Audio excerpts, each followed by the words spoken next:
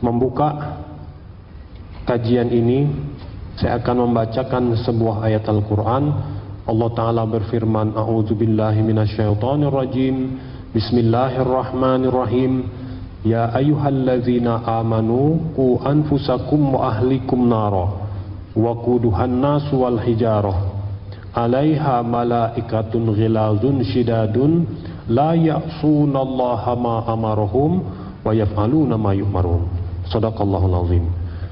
Ya ayyuhallazina amanu, wahai orang-orang yang beriman, qu anfusakum wa ahlikum nara, jagalah diri-diri kalian dan keluarga kalian dari api neraka. Bagaimanakah sifat neraka tersebut? Waquduhan nasu wal hijarah, bahan bakar neraka itu adalah manusia dan batu. Nah, jadi unik. Kalau api kita di dunia bahan bakarnya kayu, tapi kalau neraka jahanam di akhirat nanti bahan bakarnya adalah manusia dan batu. Bagaimanakah keadaan neraka tersebut? Alaiha malaikatun ghilazun shidadun, penjaga neraka itu adalah malaikat Allah, yang jenis malaikat ini malaikat yang ghilazun shidadun, yang demikian kasar dan kerasnya. Akan tetapi meskipun sifat malaikat itu kasar dan keras, la ya'sunallaha marahum, mereka tidak pernah bermaksiat menyangkut perintah Allah Ta'ala, wa yaf'aluna ma yu'marun, senantiasa melaksanakan apapun yang Allah perintahkan kepada mereka. Nah, ayat ini umum ditujukan oleh Allah Ta'ala untuk seluruh orang-orang yang beriman. Akan tetapi nanti di yaumil akhir kita akan dapati orang-orang yang masuk ke dalam neraka itu, meskipun Allah sudah mengingatkan, orang yang masuk ke sana demikian banyak. Kira-kira berapa jumlah orang yang akan masuk ke neraka tersebut? Dalam sebuah hadis sahih dari Nabi kita Muhammad sallallahu alaihi wasallam, ketika beliau menceritakan kepada kita tentang apa yang terjadi di yaumil akhir, selesai proses hisab perhitungan amal dilakukan oleh Allah Ta'ala, yang pertama kali Allah Ta'ala panggil adalah bapak kita Adam alaihissalam. Lantas Adam alaihissalam, bapak kita, melihat ke arah kita dan kita pun melihat ke arah beliau.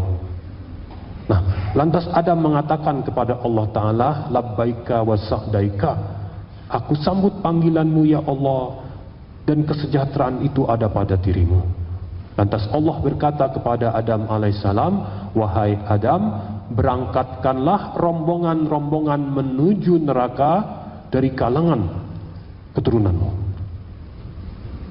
Lantas Adam bertanya, berapakah jumlah mereka ya Allah? Nah, jumlah ini mengerikan.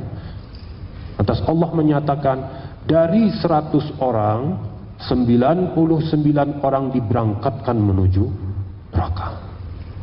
Jadi kita lihat betapa sedikitnya orang yang akan masuk ke dalam surga tanpa melalui proses masuk ke dalam neraka tersebut. Meskipun pada akhirnya sebagian dari orang yang masuk neraka tersebut akan dimasukkan ke dalam surga, baik dengan syafaat para nabi alaihimus salatu wassalam, atau syafaat para malaikat, atau syafaat orang-orang mukmin, atau syafaat dari Allah Subhanahu wa taala. Tapi kebanyakan mereka akan masuk ke dalam neraka kemudian baru dipindahkan ke dalam surga.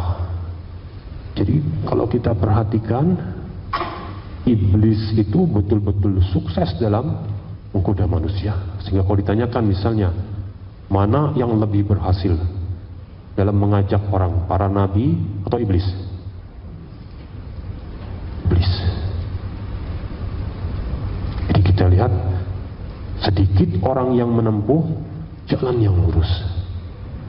Jadi keberhasilan iblis dalam menggoda manusia demikian tinggi. Nah, jadi kita lihat iblis, apa dagangannya? Kalau para nabi dagangannya adalah surga. Kalau iblis dagangannya neraka itu. Cuma saking hebatnya dia mengajak orang. Jadi iblis ini sosok motivator.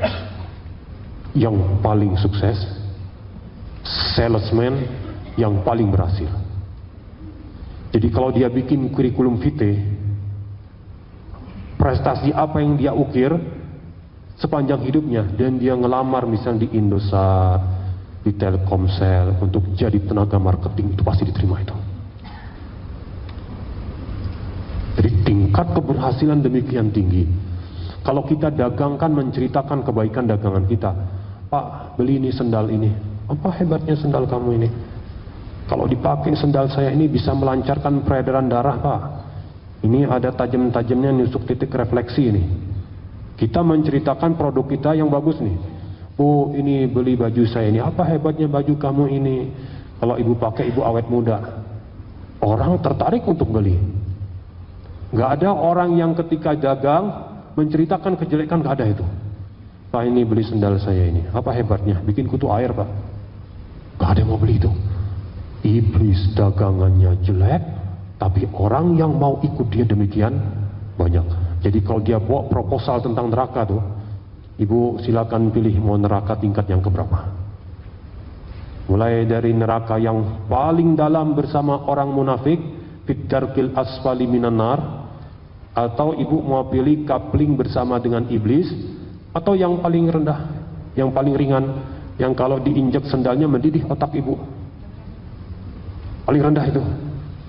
Dagangan yang jelek begini hebatnya, dari 100 orang yang dia tawarkan, 99 orang mau menerima.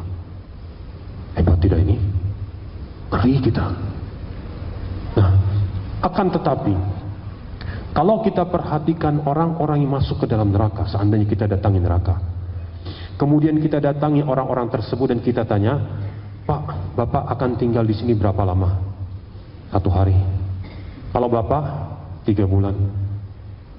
Kalau yang ini Ibu, selama-lamanya saya di sini. Dan kita tanya kemudian, apakah Allah berbuat zalim tidak kepada Bapak, pada Ibu? Tidak ada satupun penduduk neraka yang mengatakan Allah berbuat zalim pada mereka, nggak ada. Kira-kira mengapa demikian?